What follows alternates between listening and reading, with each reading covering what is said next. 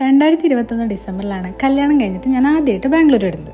പക്ഷേ ചില family emergency കാരണം കൊണ്ട് വന്നതിലും വേഗത്തിൽ ഞങ്ങൾ തിരിച്ച് നാട്ടിൽ പോയി. അത് കഴിഞ്ഞ് ജൂൺ 2023 ഇവിടേക്ക് തിരിച്ചു വരുമ്പോൾ എൻ്റെ മനസ്സിൽ ഒറ്റൊരു ലക്ഷ്യം ഉണ്ടായിരുന്നുള്ളൂ, എങ്ങനെയും ഒരു ജോലി വാങ്ങിച്ചെടുക്കണം.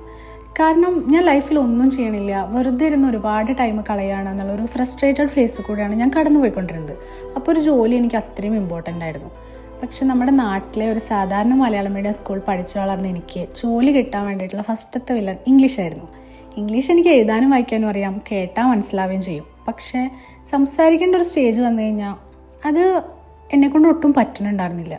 അങ്ങനെ ഞാൻ കുറേ ഇംഗ്ലീഷ് സീരീസ് കാണാൻ തുടങ്ങി, ബുക്സ് വായിക്കാൻ തുടങ്ങി. അതിന്നൊക്കെ എനിക്ക് മനസ്സിലായ കാര്യങ്ങൾ ഞാനിങ്ങനെ സമ്മറൈസ് ചെയ്ത് നോട്ട്ബുക്കിൽ എഴുതി വയ്ക്കാനും തുടങ്ങി. പക്ഷേ എഴുതുമ്പോഴൊക്കെ ഓക്കെയാണ്, സംസാരിക്കേണ്ട ഒരു സ്റ്റേജ് വന്നാൽ വീണ്ടും പണ്ടത്തെ പോലെ തന്നെ ഒരു കോൺഫിഡൻസ് കിട്ടണില്ല.